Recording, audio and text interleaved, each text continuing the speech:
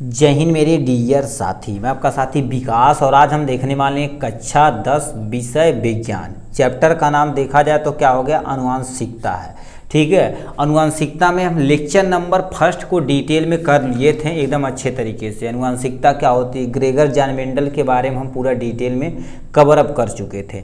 और आज हम कवर करने वाले हैं, देखिए आनुवंशिकता स्टार्ट करने से पहले बहुत सारे, जैसे मेंडल के नियम क्या होते हैं, एकल संकर क्रॉस क्या होता है, द्वि संकर क्रॉस क्या होता है, ये सब चीज़ आप डिटेल में देखने वाले हैं।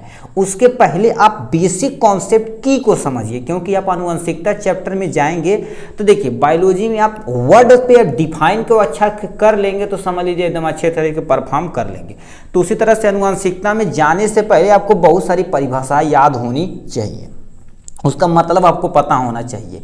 ठीक है, मतलब पता होना चाहिए और उसका एक्चुअल में साइन क्या होता है, कैसे यूज किया जाता है। जैसे हम बोल दिए अभी एकल संकर क्रॉस करा रहे हैं, सम युग्मज बोल दिए, विषम युग्मज बोल दिए, तो आपको उन सबको चीज़ों के क्या करें एकदम अच्छे से पता होना चाहिए। जैसे हम बोल दिए जीन क्या होता है, डीएनए क्या होता है, इन सब के बारे में थोड़ा सा आपको पता होना चाहिए। बोलते थे गुणसूत्र क्या होता है, क्योंकि आनुवंशिकता देखा जाए सब खेल गुणसूत्र पे है। ठीक है, गुणसूत्र पे है। अभी जब लिंग निर्धारण पढ़ाया जाएगा तो उसमें आप गुणसूत्र के बारे में आपको डिटेल में पढ़ाया जाएगा। तो ये सारी चीज़ें कैसे क्या करना है, उसके लिए आपको क्या करना, बेसिक चीज़ें जरूरी, बहुत ही कंपलसरी है। तो इसमें हम आज बेसिक चीज़ें देखने वाले हैं और इसमें क्या क्या देखने वाले हैं, यानी गुणसूत्र क्या होते हैं, सम युग्मज क्या होता है, विषम युग्मज क्या होता है, एकल संकर क्रॉस क्या होता है, द्वि संकर क्रॉस क्या होता है, डीएनए क्या होता है, जीन क्या होता है, प्रभावी क्या होता है, अप्रभावी क्या होता है, सबको डिटेल में हम कवर अप करने वाले हैं। ठीक, तो चलिए स्टार्ट करते हैं। आप वीडियो में प्लीज़ अंत तक बने रहिएगा, आप सीख कर बहुत सारी चीज़ें जाएंगे। और देखिए जितने भी चैप्टर हम पढ़ा दिए सबका प्लेलिस्ट बना दिया गया, वहाँ से आप इजीली जाके देख सकते हैं। ठीक, तो इसमें हम आज देखने वाले हैं क्या होगा, सबसे पहला देखते हैं जीन प्रारूप क्या होता है, जिसे हम इंग्लिश में क्या बोलते हैं, जीनोटाइप बोलते हैं। ठीक है, अब देखिए सबसे पहले डिफिनेशन समझते हैं। तो बहुत सारे एग्जाम्पल के जरिए हम क्या करेंगे, इससे अच्छे तरीके से एक्सप्लेन करेंगे। देखिए क्या लिख दिया है, लिखा है जीनोटाइप किसी जीव के आनुवंशिक संरचना को दर्शाता है। पहला पॉइंट यहाँ पर इन्होंने ले लिया। दूसरा पॉइंट, जीनोटाइप किसी जीव में मौजूद जीन की यानी जीन का वितरण और जीन प्रारूप दिखाई नहीं देता। इन्होंने क्या किया, ध्यान से अब सुनिए। जैसे आप पहले पढ़े हैं प्रभावी तथा अप्रभावी लक्षण में, तो हम क्या बोले थे, एक आपको लेना है क्या, देखिए ध्यान से सुनिएगा, एक आपको लेना है लंबा पौधा, क्या लेना, लंबा पौधा। दूसरा क्या हो जाएगा, बौना पौधा। अब ये बताओ, हम पेड़ के ऊपर से देख रहे हैं, अच्छा ये बौना पौधा है और ये लंबा पौधा, ये देख रहे हैं ना, इसके अंदर क्या जीन है ये तो हम डिफाइन नहीं कर पा रहे हैं। तो उसी को जो डिफाइन अंदर जो होता है, जैसे मान लेते हैं टाल के लिए हम क्या पढ़ते हैं, कैपिटल टी, और इस बौने के लिए क्या होगा, स्मॉल टी, यही प्रयोग किए थे ना। तो ये जो कैपिटल टी और स्मॉल टी, यानी मतलब इस बौने के अंदर कौन सा जीन प्रेजेंट है, कौन सा जीन प्रेजेंट है, स्मॉल टी। इसके अंदर कौन सा जीन प्रेजेंट है, ठीक है, इसके अंदर कौन सा जीन प्रेजेंट है, तो इसमें तुम्हारे पास लंबा कैपिटल टी आपका जीन प्रेजेंट है। तो इसके अंदर ये जो पोर्शन प्रेजेंट है इसी को क्या बोलेंगे, हम जीनोटाइप रेशियो बोलेंगे। और ये पौधा ऊपर से दिख रहा, अच्छा यानी ये लंबा है, ये तुम्हारे पास कौन सा टाइप हो जाएगा, फिनोटाइप हो जाएगा, जो अभी इसके बाद हम डिफिनेशन में देखने वाले हैं। फिनोटिपिक रेशियो हो जाएगा। इतना समझे कि नहीं, मतलब किसी भी लक्षण, मतलब सातों लक्षण में से किसी को उठा के दिया जाए, उसका जो जीन के अंदर होता है, जैसे बताओ हमारे अंदर जीन है, अब मान लेते कहते हैं लड़के पैदा होते हैं तो XY होते हैं, लड़कियां होती हैं XX होते हैं, ये नॉर्मल आप सुने होंगे। ठीक है, ये सुने हैं। अब बताइए ये हमारे शरीर से ऊपर से देखने पे देखा जाए तो केवल आप आइडेंटिफाई कर पाएंगे लड़की है कि लड़का है, उसके अंदर जीन कौन सा प्रेजेंट है ये नहीं आप डिफाइन कर पाएंगे किसी भी चीज के अंतर्गत। ठीक है, तो वही चीज का रखा, जीनोटाइप क्या होता है, आनुवंशिक। देखिए अब लिखा क्या हो गया, जीनोटाइप किसी जीव की आनुवंशिक संरचना को प्रदर्शित करता है, पहला पॉइंट। दूसरा, जीनोटाइप किसी जीव में मौजूद जीन का वितरण होता है। जीन का वितरण मतलब अभी देखो कैपिटल टी लंबे के लिए, स्मॉल टी किसके लिए, बौने के लिए था। जीन प्रारूप दिखाई नहीं देते, ऊपर से तुम देख कर नहीं बता सकते उसके अंदर जीन क्या चीज है, ये आप डिफाइन नहीं कर सकते। ये हमने पहला देखा। दूसरे में क्या दे रखे हैं, ध्यान से सुनिएगा, दूसरे में दे रखे हैं दिश प्रारूप, जिसे हम क्या बोलते हैं, फिनोटाइप रेशियो। अब बताइए ये पॉइंट में क्या लिखा, किसी जीव में दिखाई देने वाली विशेषता या लक्षण को उसका क्या कर देते हैं, फिनोटाइप रेशियो कहलाते हैं। क्या बोलते हैं, फिनोटाइप रेशियो। जैसे बताइए, हम रंग को देख लेते, कहते हैं हाई करिया बान है, हाई गुरहर बान है, बोलते हैं ना, ठीक है, कहते करिक्का, गुरहर का, भुअर का।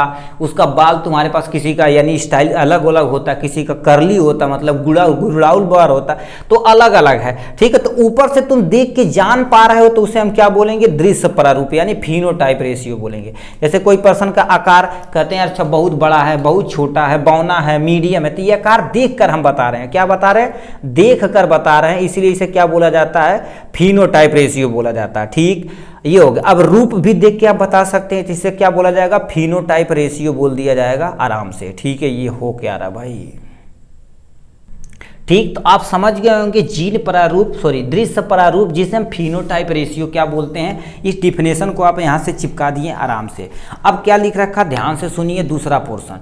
दूसरे पोर्शन में इन्होंने क्या लिख रखा है, ठीक है, लिखा है तुम्हारे पास जीन क्या होते हैं, जीन, जिसे हम बार बार जीन बोल रहे हैं ना, जीन क्या होते हैं, इसे ध्यान से सुनिएगा, ठीक है। तो जीन क्या होती है, जीन अनुवांशिकी गति की मूल इकाई होती है। जैसे आपको देखना है, याद देख रहे, आप जैसे पढ़े होंगे, शरीर की सबसे छोटी इकाई क्या होती है, सेल होती है, यानी कोशिका होती है।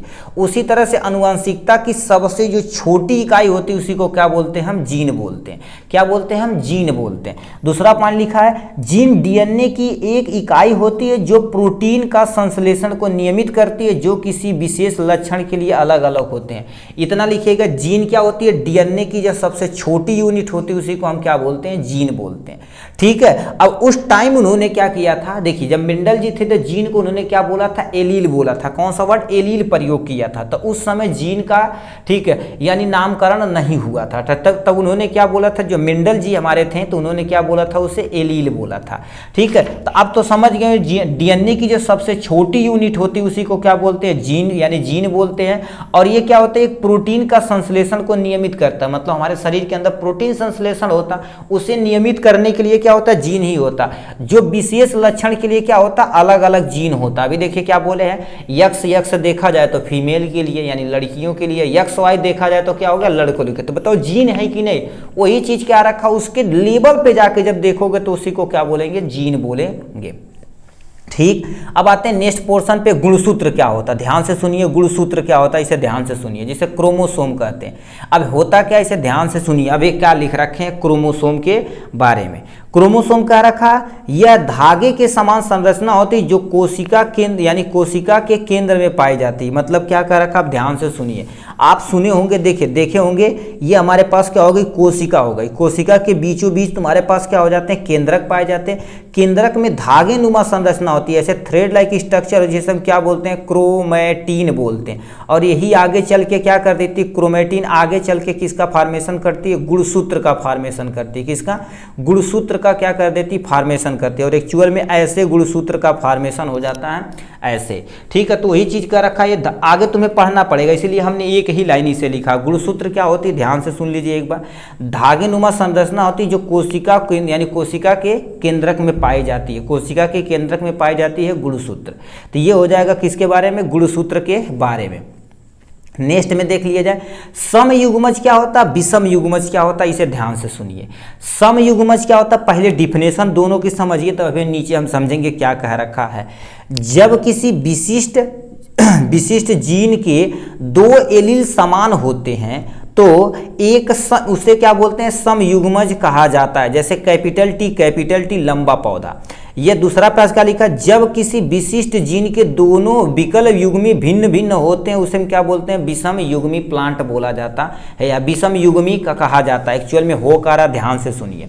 हम क्या कर देते हैं, देखिए अभी देखो हम क्या कर देते हैं, मान लेते हैं कैपिटल टी लिखा है, स्मॉल टी लिखा। अब ये बताओ दोनों देखा जाए तो कैपिटल टी समान है, तो इसे हम क्या बोलेंगे, समयुग्मज, ठीक है, समयुग्मजी लंबा पौधा बोलेंगे। क्या बोलेंगे, समयुग्मजी लंबा पौधा बोलेंगे। और ये देखा जाए तो दोनों समान है, ठीक है, दोनों समान है, तो इसलिए हम क्या बोलेंगे, समयुग्मजी, ठीक है, क्या बोलेंगे, समयुग्मजी। और ये देखा जाए किसके लिए है, बौने के लिए, तो ये तुम्हारे पास समयुग्मजी बौना पौधा, यही लिखेंगे। अब मान लेते हैं इनके बीच में ऐसा कोई एक पौधा आ गया जिसमें कैपिटल टी स्मॉल टी आ जाएगा। और अब बताओ इसमें दोनों चीज है, मतलब कैपिटल भी स्मॉल ही है, ठीक है। तो इसमें देखा जाए तो ये और दोनों विषम है, तो इसीलिए इसे क्या बोला जाता है, विषम युग्मजी बोला जाता है, विषम युग्मजी बोला जाता है। क्या हो जाता है, विषम युग्मजी बोला जाता है, जो आपके सामने यहाँ से लिख रखा है, ठीक है। तो वही चीज कहते हैं समयुग्मजी क्या होता है, जो तुम्हारे पास सेम होते हैं, जीन जिनके क्या होते हैं, सेम होते हैं, उसे समयुग्मजी, जो अलग अलग होते हैं उसे हम विषम युग्मजी कहा जाता है, जो सामने आपके हमने छाप दिया यहाँ से। अब देखिए ये जो चाहे ये रहे चाहे ये रहे, मतलब दोनों समान होना चाहिए तो समयुग्मजी, और दोनों विषम होना चाहिए तो उसे हम विषम युग्मजी कहते हैं। वही चीज डिफिनेशन में इन्होंने लिख रखी है। अब तो समझ गए होंगे समयुग्मजी विषम युग्मजी। अब आते हैं तुम्हारे पास क्या हो गया, एकल संकर क्रॉस होता है, इसे एकल लिख दीजिएगा, ठीक है। एकल संकर क्रॉस और द्वि संकर क्रॉस के बारे में अब समझिए, यानी एकल संकर क्रॉस क्या होता है, ध्यान से सुनिए। लिखा है जब एक ही लक्षण को ध्यान में रखते हुए उनके बीच में क्रॉस कराया जाता है तो एकल संकर क्रॉस कहा जाता है। जैसे पौधों की लंबाई हो गई, या तुम्हारे पास अब देखिए सिंपल सा क्या कर रखा है, एक पौधों के बीच में जब क्या कर दिया जाता है, मतलब कोई एक पौधा है, ठीक है, एक पौधा केवल एक लक्षण को लेकर, चाहे तुम्हारे पास 7 लक्षण में से, चाहे अभी देखिए क्या कर दिए हम, क्या कर दिए, एक लंबा पौधा ले लिए, दूसरा बौना पौधा, तो बताओ एक ही लक्षण हो, क्या हो गया, पौधों की लंबाई पे हमने केवल तुलना किया है कि पौधा लंबा है कि बौना। अब मान लेते हैं कैपिटल टी और स्मॉल टी, यही है ना। अब इनके बीच में जब क्रॉस कराया जाता है तो कैपिटल टी स्मॉल टी। अब बताइए इनके बीच में जो क्रॉस कराया जाता है केवल एक ही लक्षण को हमने लिया, इसलिए इसे क्या बोला जाता है, एकल संकर क्रॉस बोला जाता है। क्या बोला जाता है, एकल संकर क्रॉस, मतलब केवल एक ही, सातों, हमने क्या कर दिया, मेंडल ने 7 लक्षण लिए थे ना, तो 7 लक्षण में से किसी एक लक्षण को लेकर आप क्या करेंगे, अच्छे से आप क्रॉस कराएंगे उनके बीच में, ठीक है। उनके बीच में जब क्रॉस कराएंगे, देखिए एकल संकर क्रॉस में वही चीज लिखा हुआ है, मतलब कोई एक लक्षण को ध्यान में रखते हुए उनके बीच में क्रॉस कराएंगे तो उसे क्या बोला जाता है, एकल संकर क्रॉस बोला जाता है। जैसे पौधों की आप लंबाई में क्या ले लिए हैं, कैपिटल टी लंबा पौधा, स्मॉल टी शुद्ध बौना पौधा लिए। तो ये बताओ एक ही लक्षण लिए हैं कि नहीं, तो इसे हम एकल संकर क्रॉस बोलते हैं।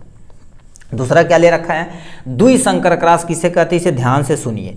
द्वि संकर क्रॉस मतलब दो, यहाँ पर एक लक्षण था, यहाँ पर 2 लक्षण ले लेंगे बस। जब 2 गुणों को ध्यान में रखते हुए इसके भिन्न विकल युग्मी वाले पौधों के बीच क्रॉस कराया जाए तो उसे हम द्वि संकर क्रॉस कहते हैं। क्या बोलते हैं, द्वि संकर क्रॉस बोलते हैं। जैसे मटर का बीज, मतलब जो मटर का तुम्हारे पास क्या होगा, बीज है, उसको आकार लिए उन्होंने रंग लिए, आकार में जैसे गोल और झुर्रीदार लिए, और रंग में ले तुम्हारे पास क्या हो गया, हरे या पीले ले सकते, मतलब कोई 2 लक्षण को आपको क्या कर देना, इनके बीच में क्रॉस कराएंगे तो इसे हम द्वि संकर क्रॉस बोला जाता है। क्या बोला जाता है, द्वि संकर क्रॉस बोला जाता है, जो आपके सामने ये रहा। तो हमने क्या कर दिया, इसे देखिए जितना भी हमने क्या बोला था आपको डिफिनेशन, इतना आप यदि समझ लेंगे तो आपके लिए सुटेबल रहेगा आगे की जनरी, ठीक है। क्योंकि इसी जनरी से आप क्या करेंगे, आप टर्मोलॉजी जब प्रयोग करेंगे तो इसी से आप तेजी से पकड़ पाएंगे, ठीक है। चलिए आज के लिए बस इतना ही, फिर मिलेंगे नेक्स्ट वीडियो में नेक्स्ट टॉपिक के साथ, तब तक के लिए bye bye and take care.